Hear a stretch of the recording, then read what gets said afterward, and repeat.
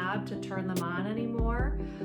So I purchased 3 new lamp sockets for my lamps, and these are just a basic on-off push through. You can do this with a turn or twist knob as well, but I like this kind better. And I thought I'd show you how I replace these and fix my lamps.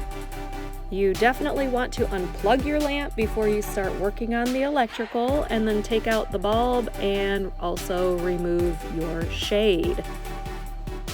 There are 3 main parts to the actual socket itself. This top piece on all 3 of my lamps just unscrewed. And then the middle piece of the socket is what's connected to your power cord. And in order to feed the cord through, I needed to remove this bottom piece of felt very carefully so that I could put it back on. And once I got that bottom piece off, I could feed the cord up and through and pull out that center piece of the socket. Once you get that center piece pulled out, you'll see where the electrical cord actually attaches to the socket. It's connected to a brass screw and a silver screw. You need to loosen those up just enough so that the power cord can be removed from those. On most lamps, you'll find what's called the underwriter's knot. It is for protection for the cord so that it won't get yanked off the screws. You'll want to undo that underwriter's knot and pull off the base, and then I'll show you how to redo that. But in the meantime, you start applying your new socket with the base first. Slide that on. My new socket base had a small little set screw on it. You need to loosen that just enough so that you can get it twisted into place, and then tighten up that set screw again. It holds everything nicely. One thing you should start noticing about your power cord itself is that one side has a grooved little ridge on the side, and the other one is smooth. And these are important when we go to reconnect to those set screws. It corresponds to the prongs that are on your cord. The larger prong is a neutral side, and that corresponds to the grooved cord side. And then the hot side is where the smaller prong is, and that is the smoothed side of the cord.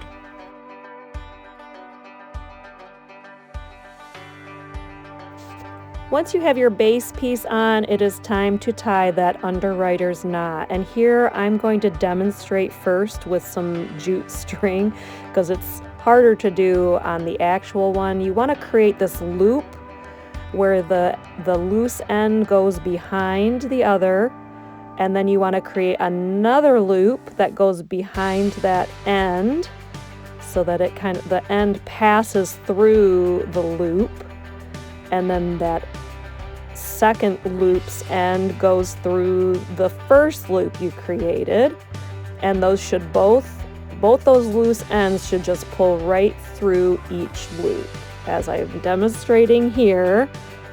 And now you can see me do this with the actual cords on the actual lamp. It's challenging because they're much stiffer and you have a little bit less to play with. You can always feed more cord through if you need to.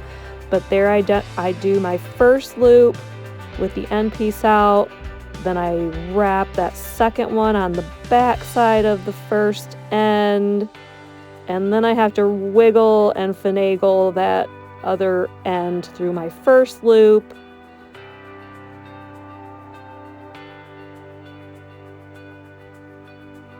And as soon as I can get it through there, then you just pull both ends through the loops and you have your underwriter's knot. You may have to work on this a little bit. It's challenging, but you'll get it.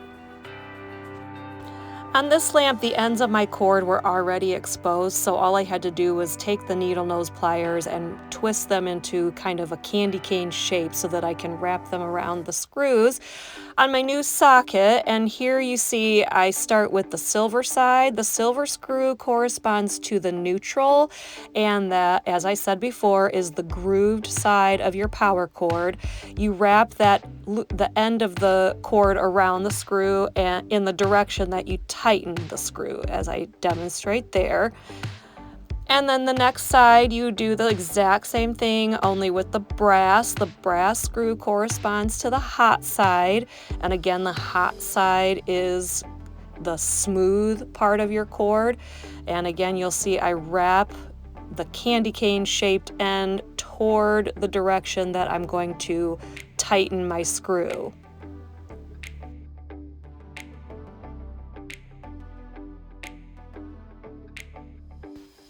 Once you have both of those screws tightened with the power cord in place, then you just want to take that middle piece and nestle it down into the base, and then push your top piece of the socket over everything and push it down until it clicks into place.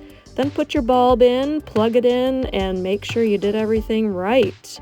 Hopefully that bulb turns on.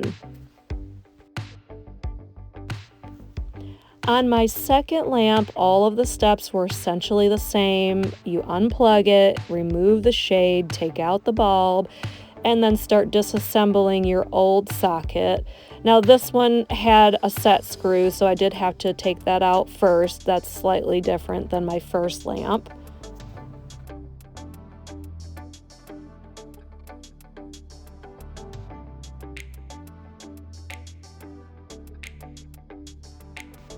The biggest difference with this lamp is that there were no screws to loosen to get my cord off, so I had to use these cord clippers to actually snip those cord ends so that I could remove the middle part of the socket.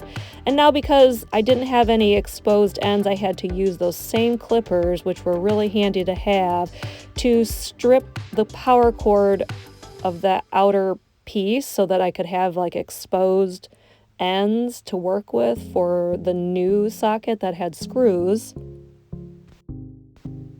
And once you have your exposed cord ends, you want to twist those nice and tight into place. And then just proceed with all the same steps we did with the first lamp. First, you're going to put on that base, screw it on, and tighten the set screw. You're going to tie your underwriter's knot, just like the first lamp. And then you're going to take your needle nose pliers and twist and bend those cord ends into your candy cane shape so you can put it on to your screws. And there's the brass hot side, which corresponds to smooth.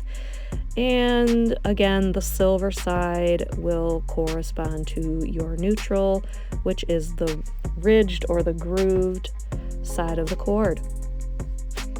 And finally, put that top cover piece, snap that into place, and proceed to test out your lamp. Hopefully that bulb will turn on again. Lamp number 3 went together in exactly the same way and just as easy as the first two. Each of the sockets that I purchased were about $3.29 a piece, which is considerably cheaper than replacing these lamps. Hopefully this video was helpful to you. If you liked it and you learned a little something, give me a comment, give me a like, and subscribe to my channel. Bye!